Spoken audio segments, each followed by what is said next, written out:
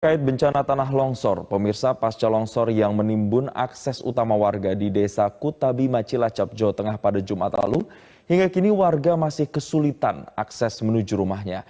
Sementara itu warga yang rumahnya terdampak longsor masih bertahan di lokasi pengungsian. 5 hari pasca longsor, jalan utama di Desa Kutabima masih tertutup material longsor. Warga yang akan menuju ke rumahnya masih kesulitan karena kondisi jalan yang rusak dan licin. Petugas gabungan dari BPBD Cilacap, TNI Polri dan relawan dibantu warga juga masih berupaya membuka akses jalan agar bantuan logistik bisa segera masuk ke wilayah terdampak. Hingga kini puluhan warga terdampak longsor masih bertahan di lokasi pengungsian di SD Negeri 4 Kutabima. BPBD Cilacap menghimbau warga yang kini masih bertahan di rumah mereka untuk waspada dan segera mengungsi jika hujan dengan intensitas lebat mengguyur wilayah ini dalam waktu yang cukup lama. Peristiwa longsor ini terjadi pada Jumat malam kemarin saat Desa Kutabima diguyur hujan deras. Akibat kejadian ini, tebing setinggi lebih dari 20 meter yang berada tepat di akses jalan desa longsor dan menutup seluruh akses masuk ke wilayah desa. Dari Cilacap, Jawa Tengah, Darbe Tias, Metro TV. Pemirsa, untuk mengetahui bagaimana perkembangan penanganan bencana longsor di Desa Kutabima, Cilacap, Jawa Tengah, sudah tersambung bersama kami Kepala BPBD Cilacap, Bapak Wijo Nardi. Selamat siang, Pak Wijo. Selamat siang, Assalamualaikum.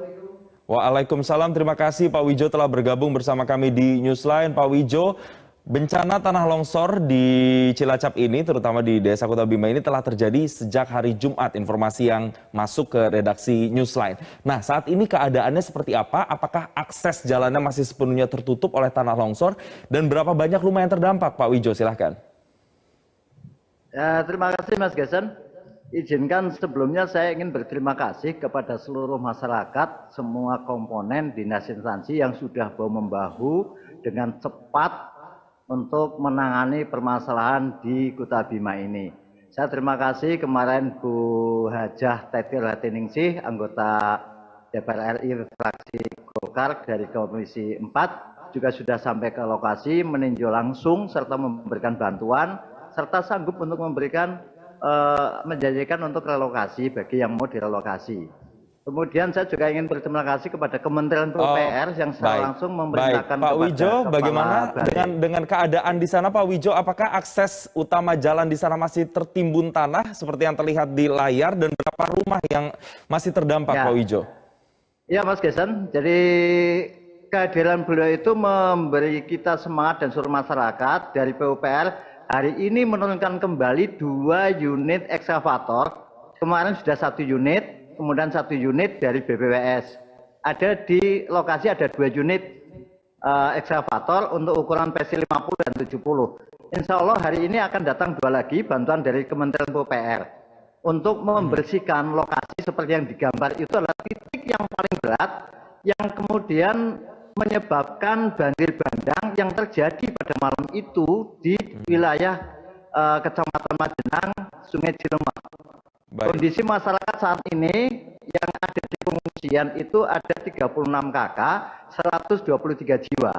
Alhamdulillah tertangani dengan baik. Semua kebutuhan konsumsinya di bulan puasa ini mulai dari buka sampai sahur semuanya kita terhandle dengan baik. Diawasi penuh dengan gizi dari Dinas Kesehatan.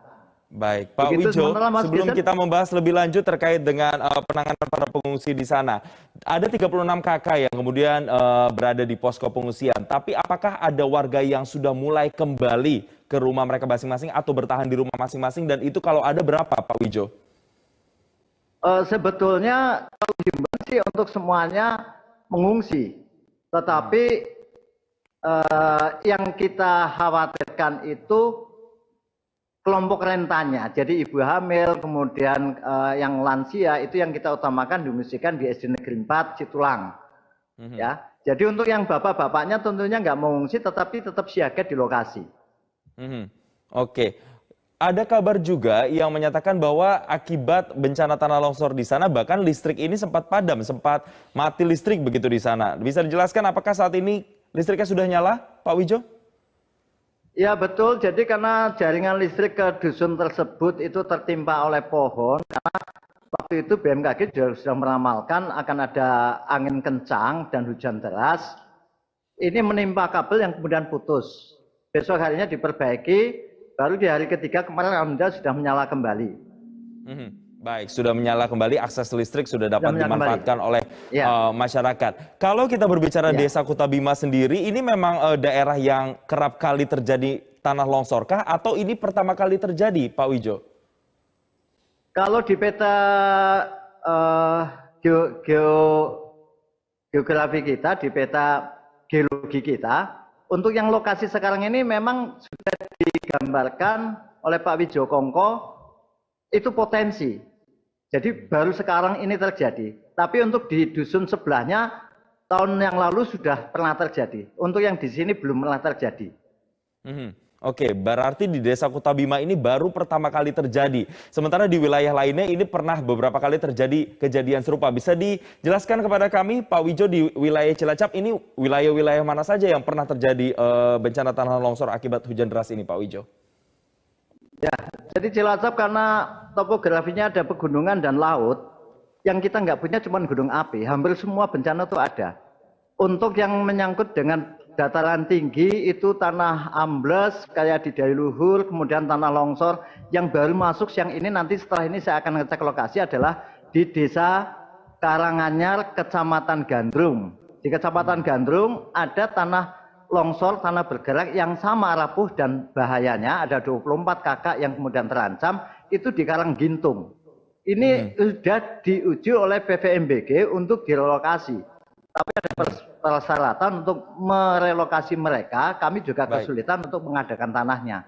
Nah, yang Karanggintung itu, maksud saya yang Karanganyar yang baru dilaporkan, kejadiannya bersamaan dengan apa yang terjadi di Kuta Bima. Ini laporan terakhir mengatakan bahwa pergeseran tanah itu antara 1 sampai dengan 1,5 meter. Oleh karena itu menjadi laporan, nanti saya akan ke lokasi. Baik, Pak Wijo, saya mau mohon penegasan lagi, berarti apakah semua warga yang terdampak di Desa Kuta Bima akibat bencana tanah longsor ini nantinya akan semuanya direlokasi, Pak Wijo? Untuk yang di Kuta Bima, kami masih minta untuk segera ada kajian dari PVMBG Bandung, nanti rekomendasinya seperti apa. Biasanya ketika BPMBG memberikan rekomendasi ada 2 pilihan. Pertama, boleh tetap di situ dengan catatan. Misalnya nggak boleh membangun karena daya dukung lingkungannya nggak memungkinkan. Membangun dengan persyaratan tidak boleh terlalu berat. Atau total semuanya harus direlokasikan dengan risiko kalau tidak mau direlokasi maka akan terjadi ancaman yang lebih besar. Jadi kami akan menunggu dari hasil kajian PVMBG. Baik, Pak Wijo, apa yang masih menjadi kesulitan tim untuk bisa membersihkan puing-puing dan juga timbunan tanah longsor yang ada di Desa Kuta Bima ini, Pak? Alhamdulillah dengan kemarin dawuh dari Pak Menteri PUPR langsung mendawuhi ke Bu Wida dari BPJN Jawa Tengah. Hari ini diturunkan lagi 2 unit, maka dengan 4 unit ekskavator mini ini, PC50 dan 70, kami akan lebih cepat untuk segera menyingkirkan. Hari ini sudah sampai di titik yang kedua. Semua ada 7 titik longsor.